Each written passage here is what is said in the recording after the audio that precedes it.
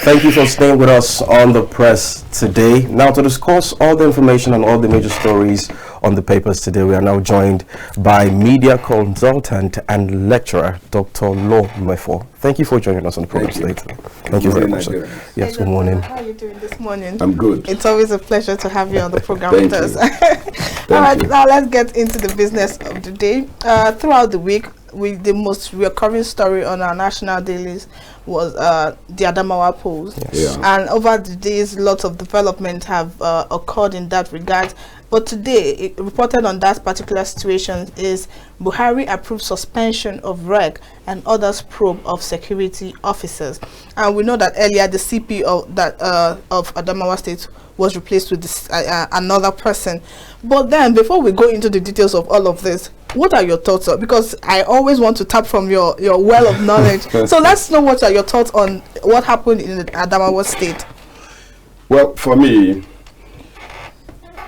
what happened in the Adamawa polls is a continuation of the charade that started at the center precisely during the collation of the presidential election results from 25th down to the number of days it took for the final declaration of the president-elect. You know, there is an adage that says that a boy whose father sent to steal from another opens the door with a kick, with his, foot. Because of the Doesn't confidence. knock, because of the confidence. He knows where he is coming from. If you juxtapose, all this with what Governor Fintry said. Governor Fintry said, I didn't contest against Benani. I contested against Abuja. When you talk about Abuja, Abuja is a kind of euphemism for the presidency. Yes.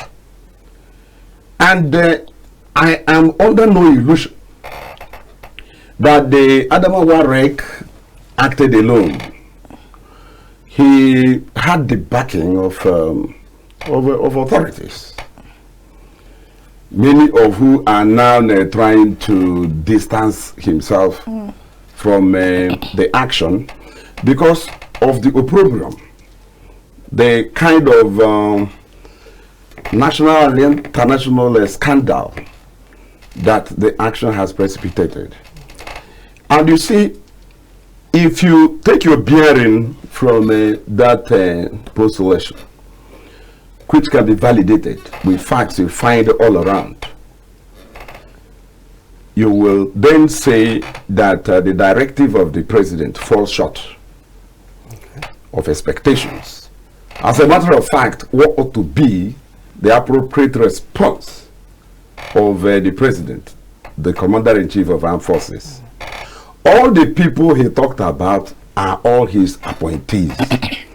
Himself as an appointer cannot just order a probe. You are ordering a probe into the actions of the CP, Commissioner of Police for Adamawa, or rather he said he has approved the suspension from office, and then said that the director of DSS and the commandant of the Civil Defense Corps, who all flanked the REC and validated the illegality, as a matter of fact, treason. All the president could say is that they should be investigated. No, they are your appointees. Do you understand that? First and foremost, you recall all of them to base. Okay. Yes, they must all leave Adamawa. You cannot be there and any meaningful investigation. The CP has left Adamawa already.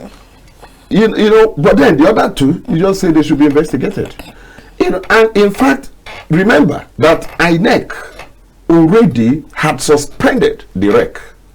Do you understand what I'm saying? Yes. So saying that you also suspend the REC the REC was already on suspension.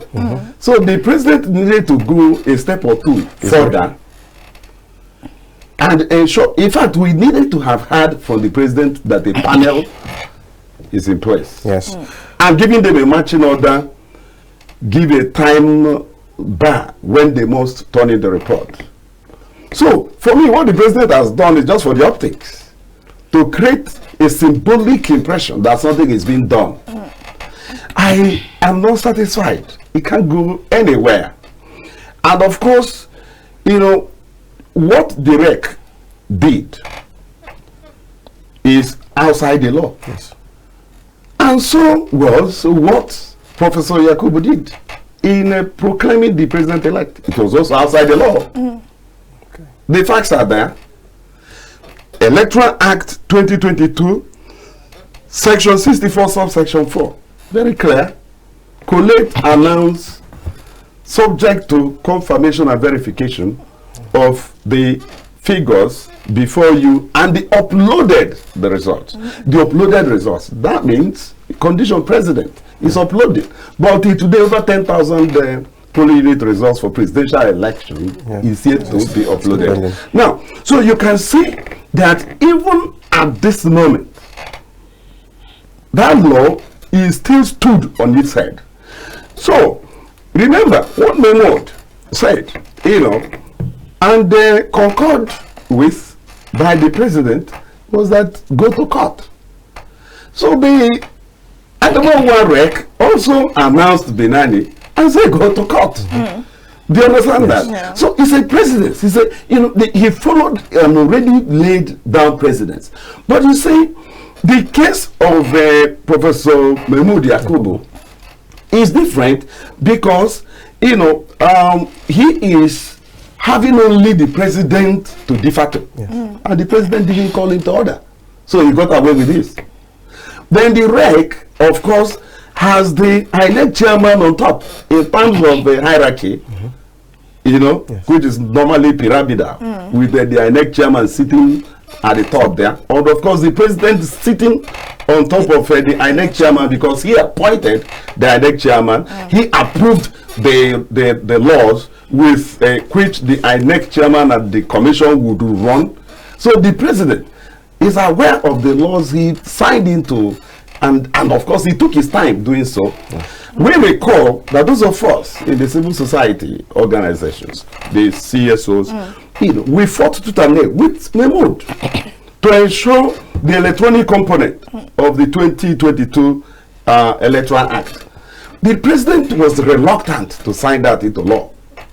Eventually he did. So it's not as if the president is not aware of the express provisions of the Electoral Act 2022, bringing in that, you know, uploading, frontal loading of the results from the polling units before collation can take place. The president was clear about that and signing that into law. So if the man you appointed abandoned this law that took so much rigor to pass, and the president didn't raise an eyebrow, and rather said that, well, the election was good and free and fair, and if they're not satisfied, they should go to court. Then Benani and her team are also saying, go to court. Yes. But the last thing I want to say is this. The act of treason should not be limited to what has happened in Adamawa. The investigations should not be limited to Adamawa. In fact, forensic investigation of what has happened in the presidential election ought to be commissioned by the president. He has to commission it. We need to know what happened to the IREV.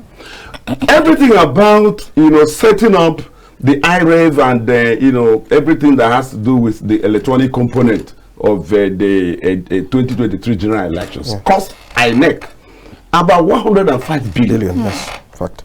So you can't just wish it away. There was a reason.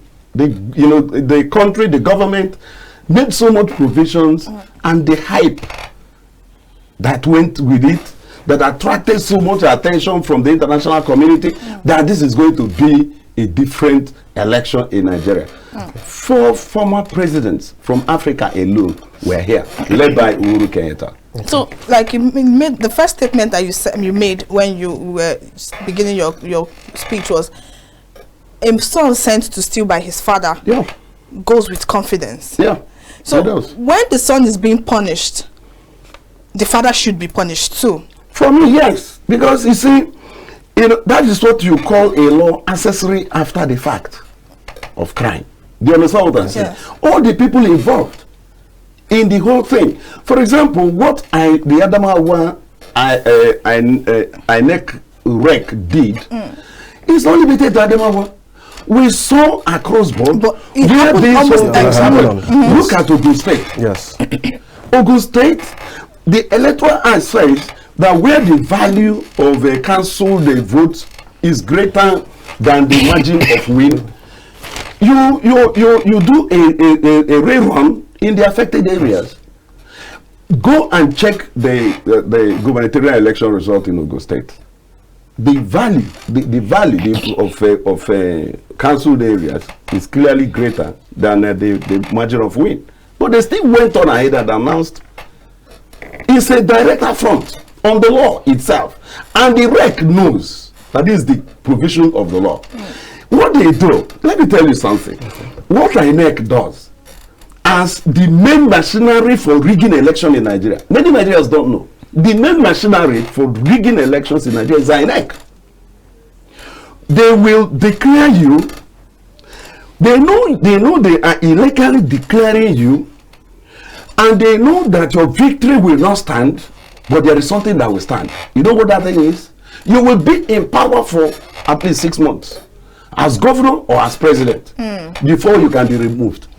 That time, don't forget that you are not an acting president, you are not an acting governor, you are substantive. This substantive means that as president, substantive president, you are commander-in-chief of the armed forces. Yeah. You do all appointments, service chiefs, judges of courts of appeal, of Supreme Court. You can adjust everything. Even your body language alone, even your body language alone is enough to compel people to do something to help you, because in turn they will get favor. This is a very horrible law that is in place in Nigeria, and nobody that does this, do you understand what I'm saying? Even if, I once said on this platform that in 2007 a similar charade was launched upon Nigeria by INEC, led by Professor Maurice Iwu. Iwu was here in Abuja announcing presidential election results in favor of Umaru Musa Yar'Adua. 27 million votes allocated to Yar'Adua. Buhari 6 million votes. Atiku Abubakar 2 million votes. You can see that staggering difference. Yeah. It means that they proclaimed Umaru Musa Yar'Adua president by more than 70% of the votes. But that is not where the problem is. You can win with even 100% if that is ever possible. Theoretically, you can win. Everybody can decide to vote for you, right? But election, voting and collation, we are still going on in states. When the announcement was going on, the figures and records and videos are out there for anybody to interrogate my claim. So, Iwu got away with it. Do you understand what I'm saying? Even though Yar'Adua decried that electoral process that brought him to this power. process was flawed, yes. In the Supreme Court, they looked at the overall implications or cancelling the whole results. It was tightly contested between the 7-man panel, 4-3. One of the dissenting voices that voted in favor of Buhari as the possible winner of that election was Justice Walter Nkanu Onoye, that later became the Chief Justice of Nigeria. You saw that he was removed. Even so, you can see that you have a problem. You have a terrible law that says that you become a substantive president even when your victory, your declaration has not been validated. Well, so what should be the other option? There is no other option, as far as I can see. Do you understand what I'm saying? Because our law does not contemplate interim government. Okay. Our law says the president, his tenure is for 4 years. Okay. And what that means is that if the president will have to stay a day longer, in office, something extraordinary must come into play, a state of emergency, which will now compel the National Assembly to declare, elongation of the incumbent government by initial 6 months. That is the only condition. Okay. So let's talk about the REC himself. Now, today on an interview, upon this recent developments, just today in an interview on one of the major TV channels out there, the chairman, Information and Voter Education, INEC, in the person of Festus Okoye, said that they have no idea where the REC is at the moment. Yes. Now, at this point, I don't want to declare him missing, but with such a case as big as this, it is expected that he will be where in the state's capital handling these issues. Is it right to declare him wanted at this point? By INEC? By INEC. INEC has no power to declare anybody. Or by the police. Do you understand? INEC has no power. Festus Okoye cannot be talking about the REC, his whereabouts not being known. He's not in Abuja, he's in Adamawa, and Festus is here. Okay. Do you understand what I'm saying? So even that response of his is curious. Okay. Because he's not in a position to know where the REC is. They did not summon him back to Abuja, and even if you did, you would not keep him in the office there. Okay. After a discussion, a conversation, or interrogation with him, you let him go. Do you understand what I'm saying? So if they want to know where the man is, you ask the IG of police. Okay. After all, the charade was validated by the CP, Commissioner of Police, to Adamawa. He should know where his colleague is. They did this together. So it should not be only the REC they should be looking for. Okay. I had expected that by now the IG of Police would recall the CP to Abuja. Come back to his headquarters and tell us what is going on. I had expected that the Commandant General will recall the Commandant for Adamawa Civil Defense. Come back and explain this video. Is it real? What is going on? What were you doing on the panel that declared Binani governor-elect, whereas you know that the job ought to be done by a returning officer? Okay. Officers at that level, they knew the law. In fact, the Adamawa REC is even a lawyer. Apart from being the REC of INEC in Adamawa, right? He is also a lawyer. So ignorance is not the issue here.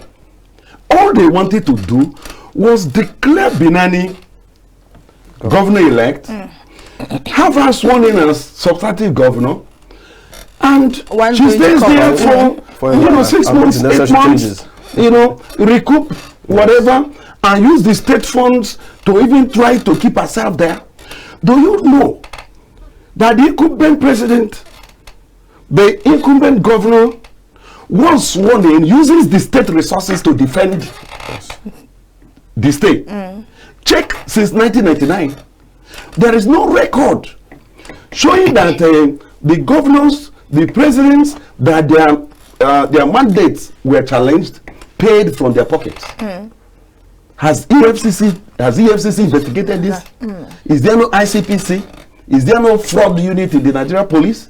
Nothing. So you can see that once you capture the state power, you preside over it and use it to defend your position, use it to keep yourself there, dispense favors, and so on and so forth. In that process, you subvert completely the cause of justice.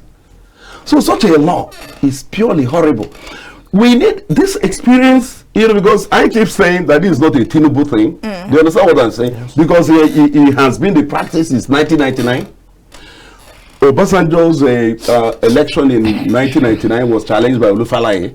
Obasanjo was sworn in before the case was dispensed, with. The same thing happened in 2023. 2003, 2007, when Yaradua came in, Obasanjo challenged it. When Yaradua came in, Buhari challenged it in 2007, and Yaradua was still sworn in before the case was dispensed with. So you can see it has been the process. In other words, if you can have a different scenario under Tinubu, it should not be because it is Tinubu. Do you understand what I'm saying? Yes. And it will also not be because of the fear that Tinubu would use the state apparatchiki to keep himself in power, whether or not he won. Because it has always been the practice. There has to be something different. Something legal, constitutional, extraordinary. Okay, now speaking about something legal, constitutional, and extraordinary, let's say we put all of this in place. What happens to INEC? Because it's not about making it legal; it's about the implementation. Because it's not INEC that will implement. No, let's say this. Okay, a lot of things went wrong. We have the Electoral Act as amended, but lots of it were not followed, because you made mention of subsection 64 subsection 4 that we all know was not followed through the election process. Completely. So it's a law, but it was not followed. Yeah. So you're saying implementing laws and making it legal. It's not about making it legal. It's the implementation and being able to follow this law. So INEC on its own is an independent body. Yeah. So which so to say, we assume that this, which we assume can stand and work independently on their own. So if all of this, like all of the things that you pointed out in the Electoral Act that were failed to that were not abided by in the electoral process, if we keep mentioning all of them, who do we hold accountable? Who judges INEC? That's it. You know, like I told you, the commission has a management and leadership, right? The apex leader is the chairman of INEC. He holds executive powers, right? You hold him responsible because every buck stops at his table. Whatever happens everywhere. But there are problems also, because you see, actions during an electoral process that border on criminality is completely outside the purviews or powers of INEC or its chairman. Every criminal infraction in Nigeria is under the IG of police. That is why if you're charged, you will see the charge sheet reading the Commissioner of Police versus. Commissioner of Police here means that is the state where the infraction was committed. If it's in Abuja, the Commissioner of Police for Abuja will be the one prosecuting you on behalf of the state. That is what happens. So if you commit murder during an election, it should be treated as murder. It will not be called electoral offense.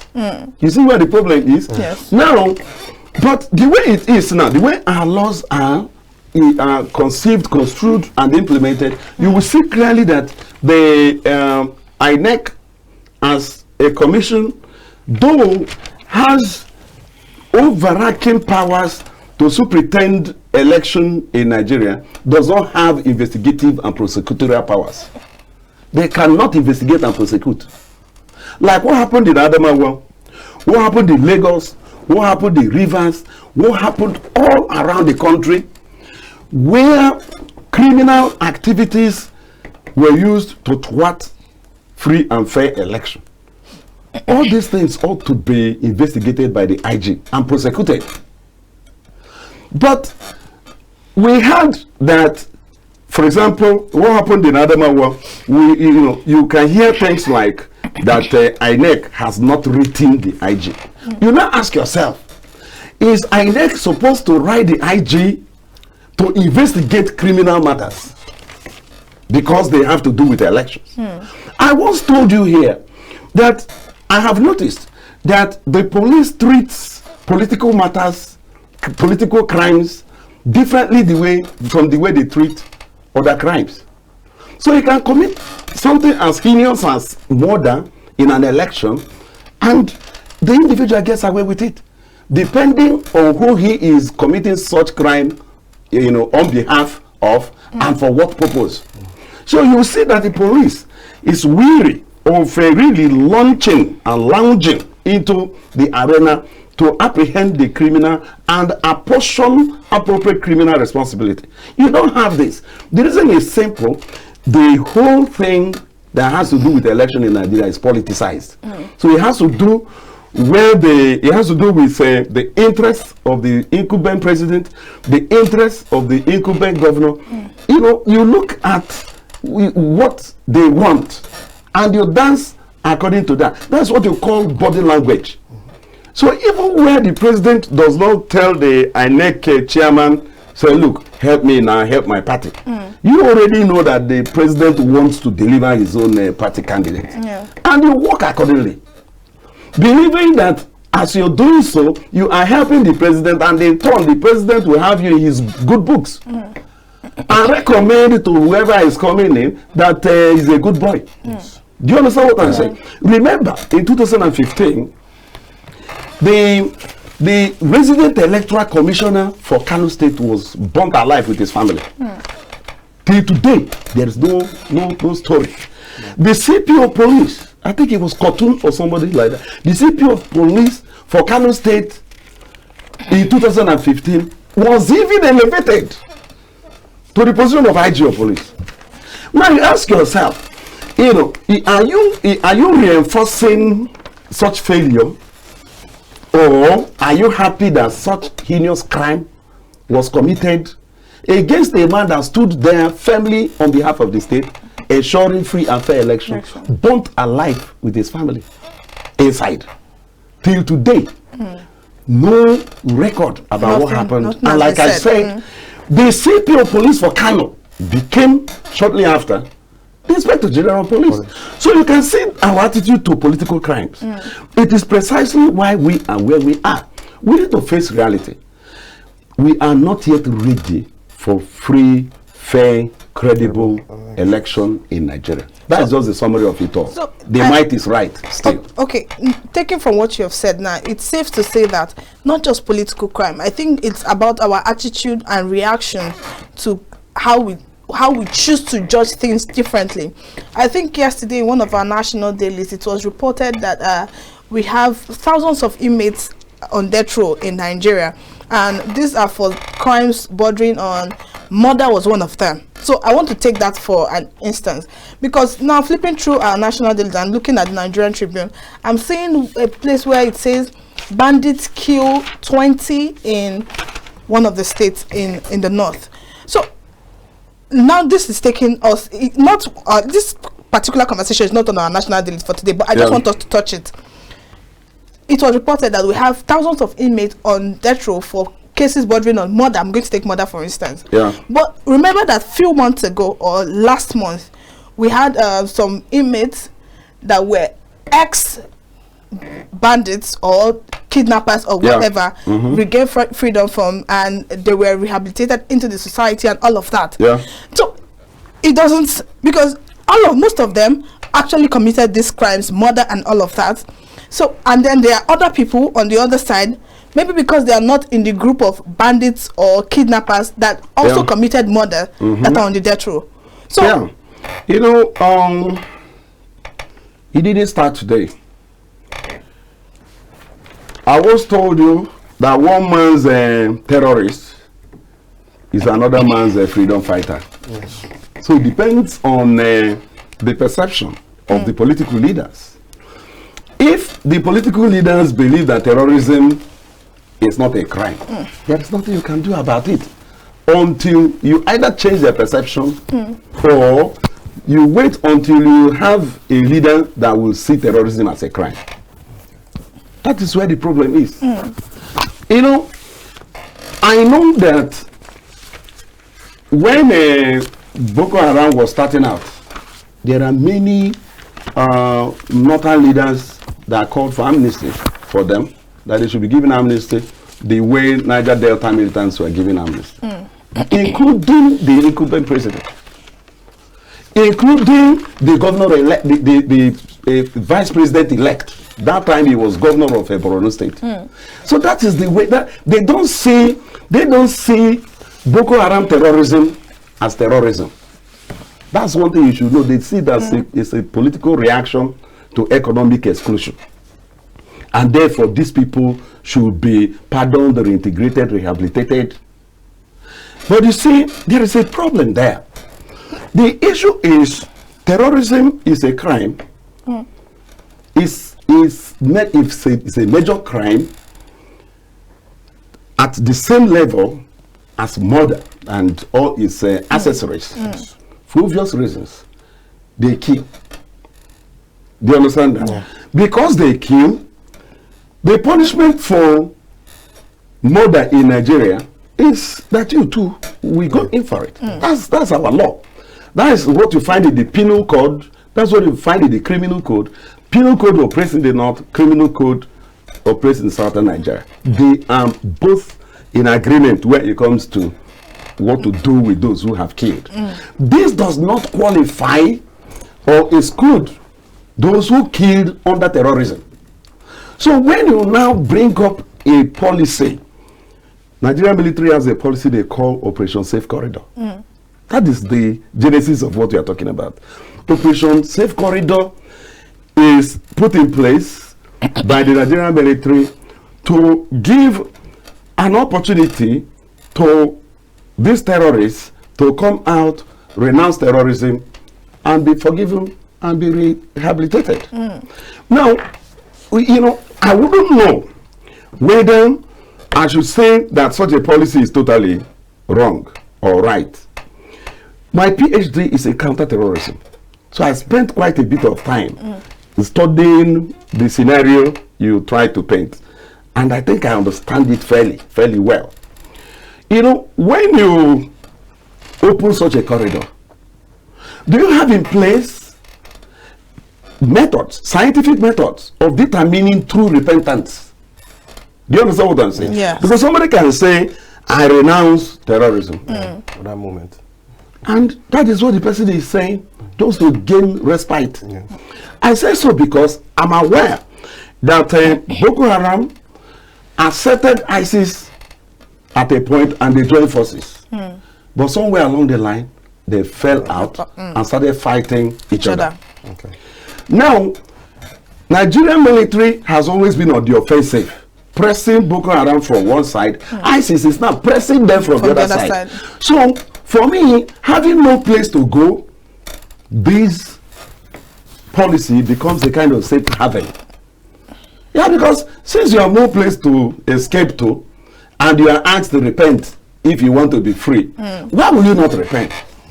So how do we now ensure that these people that you say, you keep saying have repented and have been forgiven and they have been reintegrated are true, repentance of terrorism?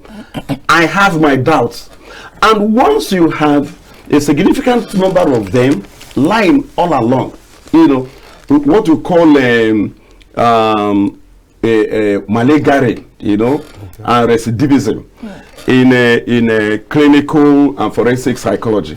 Maligari is, deliberately lying in order to escape criminal responsibility. And recidivism is going back to the same crime, even after genuinely repenting. Because some of these things have entered your DNA to the point that once that respite you seek has taken care of your problem for that moment, you go back to the crime because you have grown to see that as the way you live now. And that is your current reality. So, in summary, your fears founded, but do you know why nothing can be done about it without going down to the foundation? If you go to the Nigerian prisons today, over 70% of the people there are awaiting trial. Do you know what that means? Awaiting trial means that you are either you are yet to be tried or your trial hasn't quite concluded. In other words, you have not been sentenced. 70% and more. And more than that, apart from this 70% being awaiting trial, which is actually a misending version, because those who are convicted ought to be 70%, and those that are waiting trial shouldn't be more than 30%. But in our own case, reverse is the case. Now, out of the 70% that are waiting trial, more than half of that number, have actually, stayed long enough in the prison to have served out their sentences if they were convicted. Yes. So what does that tell you? You arrest somebody, and you take the person to court, and you get a remand order, and you dump the person in prison and turn your back. And yet, there is no mechanism to sift out these Nigerians that have actually served out their sentences without trial, or with their trial ongoing. You know why I say this?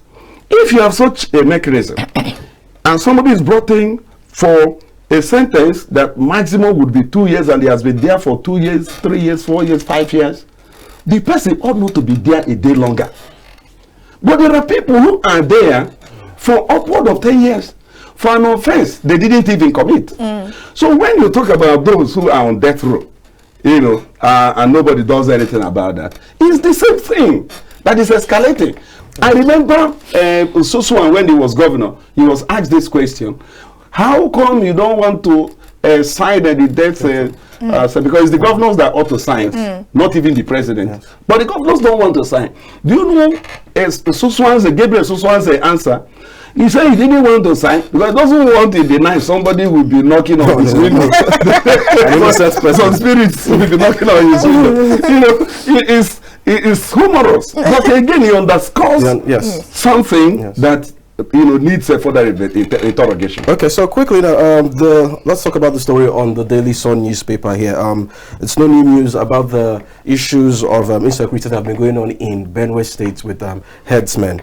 Now, the story on Daily Sun says, why Buhari is after me. Autumn, president against me over anti-grazing law. That's correct. How do you react to this? That's correct. You remember when Autumn broadly came out with the anti-grazing law, the response of the presidency, right? I recall Femi Adesina, the SA media, to the president. What he said, he told Benue people, look, to avoid this death, you give up land now. That is what is going on. And when Autumn promulgated that law, the presidency came out heavily, in a very heavy manner, against the governor. They condemned the act, and after condemning that act that Autumn signed into law, their attitude from that time till now is, let's see how this will work. In other words, law enforcement agents in Benue State look the other way and allow the people. It's like asking them to steal in their own making, or kind of something they contrived. In other words, the attitude of the presidency, even of the president himself, is that headsmen have the right to graze their cattle anywhere in Nigeria because they too are Nigerians. Nobody's against the freedom of movement of headsmen. That would be illegal, it would be unconstitutional. But the constitution does not cover your cattle. Do you understand that? So you as the headsman can go anywhere in Nigeria, live anywhere in Nigeria, but you don't carry your cattle into my farm. There is no law that permits it. In fact, there was even a judgment about these headsmen before 1970 or so, or early 70s. The argument of the litigants that brought the matter before the Honorable Court was that the farmers will have to protect their farms to prevent the animals from going into the farms. The judge said no. The farm was there and your cattle came and made the farm. It's your job to ensure that your cattle do not go into the farm. There is a judgment. And again, further validation of my position that the presidency is working to ensure that the anti-grazing law does not succeed in Benue State, and inadvertently opened the Pandora box and allowed this escalation of insecurity in the place, daily killing of people in Benue State. When Governor Akeredolu of Ondo State made a declaration that every person that is living in the forest must come out. You are not supposed to live in the forest. The presidency, through was this guy, Garbashev, responded and declared what Governor Akeredolu did, declared it as illegal and frustrated the process. In other words, you know, our government has allowed the herders and their cattle to settle wherever they want. This is an official policy, but there is even a bigger problem. I was on a BBC interview with I think, should I say, a herder from Anambra State. Okay. Yes, let me consider it a herder from Anambra State. Yes, okay. you know, he's based in Anambra, in the Amman Sea, you know, and we were together on that program, and he made a statement that shocked me. He said that most of these herdsmen, violent herdsmen we talk about, are not originally from their own stock. Okay. That even themselves are victims. That they have swamped them to the point that they can no longer talk. Most of these people are not Nigerians. Go and read the ECOWAS protocol. One of the ECOWAS protocols permit, you know, free movement of goods and services, and that includes cattle. Do you understand what's up? Yeah. So, foreigners who are not necessarily Nigerians use this ECOWAS protocol to invade the country. And of course, immigration at a point told us that we have more than 2,000 illegal routes in Nigeria that are not manned by themselves or by any other law enforcement agency. You understand the scenario I'm trying to build? Yes. So what this means is that, you know, there is a policy that permits it. You understand that? There is government complacency, that even collusion that also assists it, and you have what we may call internal disorganization, laxity, unseriousness on the part of Otom and other governors. Otom formed what he called the forest guard. Yes. And I can't remember the exact name, but it's something like that. Yeah. Now, Otom is not in a position to train these people properly and arm them properly. Because the licenses for the kind of arms they need to be able to face and confront and wage these invaders cannot be obtained easily from the Inspector General of Police. And I'm not aware that Otom has been able to obtain licenses even for AK-47 to arm these people. Yes. So how do you expect to use Dane guns, you know, pump actions, machetes, to face terrorists that are armed with AK-47, yes, AK-49, RPG, rocket launchers? That is the opponent that you are facing. So what has Otom done to empower himself and empower other governors that have similar problems? Look at El-Rufai and Kaduna. El-Rufai at a point was prescribing that all citizens should be allowed to bear arms. That is, you are inviting anarchy. Yes.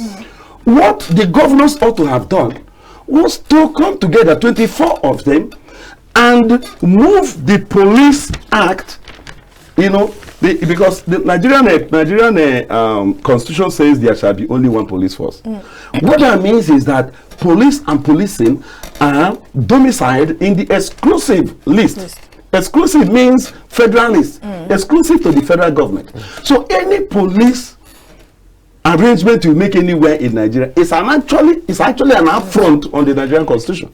So what they ought to have done, which they have refused to do, is coming up with a proposal to National Assembly to alter that clause in the constitution and move the police to the concurrent list, so that the states that are interested and have the capacity can set up their own police.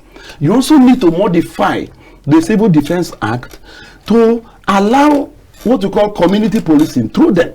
That way, all these what we call vigilante services can be regularized. They can properly be trained by the civil defense. and armed, properly armed by the civil defense that will in turn supervise them.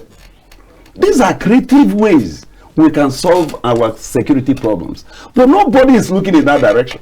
Yeah. They would prefer to set up amorphous organizations, name them by whatever name, Amoteku, Forest Guard, Ebebago, and at the end of the day, divert them to political, personal interest. Political army. So what you see as Ebebago in a place like Ebonyi is a private army of Devumai. What you see as Ebebago in Imo State is a private army of Hopuzoremo. This is not the original conceptualization of Ebebago by Ohaneze and Southeast governors. There is a blueprint, and they put in place an implementation committee headed by General Obi Ebel, direct sibling of Governor Dave Umahi. The man resigned. Why? Because Dave Umahi sat on the implementation. They couldn't even be given an office space. So the man resigned. And Dave Umahi quickly came up with something he called a Ebebago in Ebonyi. Do you understand? Abandoning the blueprint, because the Ebebago was conceived and modeled after Amotekun. It should even be better than Amotekun, because Amotekun had already taken place. Yes. So you modify Amotekun, make it better. That is what Ebebago ought to be. It should be a regional force that will back up the police to ensure security in the southeast. At the end of the day, it was translated into a private army by the same governors. So you can see where we are. It's the same thing that Oton has done in Benue. So rather than work on genuine security, do you understand that? He set up one amorphous body. They were 10,000, I think he said he commissioned, and armed and trained. Yes. Where were they when these killings took place? Do you understand what I'm saying? Where, if what he has done is not mere politics, maybe they've not been equipped properly. That's the point I'm making. They can't be equipped properly. That's why I said that the kind of guns they need cannot be licensed by the IG of police. The only way is to remove that power from IG by moving police to concurrent lists. That way the governor will be in a position to arm such a group. But again, such a group will now come under the law, set up. There will not be a kind of state police service commission that will check the excesses of the governor. There will be free state assemblies, there will be free state judiciary, so that any infraction by the governor can be challenged by some counterweight and counterforce. Unless these things are in place, state police implementation, the way the country is at the moment, to be disastrous. All right, now away from that, let's quickly look at what's going on in Sudan and the federal government proactiveness into bringing back Nigerian students who are stranded in Sudan. And this headline from the Punch this morning says, Sudan conflict, 1,262 Nigerian students demand evacuation. And Nigerian students are filling form for airlifting. Meanwhile, Uganda and Tanzania have rescued their nationals already. And inside that story, it says the Nigerian government is making effort towards getting planes to go, and so it's not like it's happening. They are still making effort towards it. We don't know when that's going to happen. It doesn't promise to render quick and huge financial returns to those that will go for it. So they don't care. They are more interested in getting $800 million loan for fuel subsidy, palliatives. From June. By June, you're no longer in this government. So why are you, bringing up such a policy that will bind an incoming government? Yes. The implementation, by that time, you won't be here. So why are you taking the loan now to disburse it? And the incoming government will have to be the ones to suffer for it. This will give you an idea why they are not interested in this kind of evacuation. Do you understand that? But again, you ask yourself, what is the function of Nigerian embassies? Nigeria has an ambassador, has a full-fledged embassy in Sudan. What is the job of the ambassador?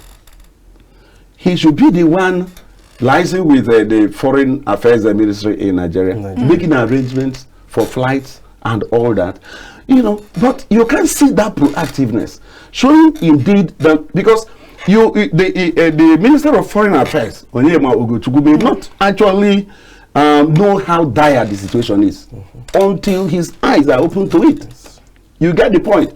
So there may be something the Ugandan foreign minister is doing or did, based on information he received from their own foreign mission in Sudan, that ours, have not been able to do, because there is no such seriousness and a sense of urgency attached to it. The point I'm trying to make overall is that Nigeria has never been there for anybody. What is happening in Sudan is not strange. That's exactly what happens to Nigerians everywhere. It takes, in fact, Nigerians are always the very last of nationals to leave points of conflict. Check records.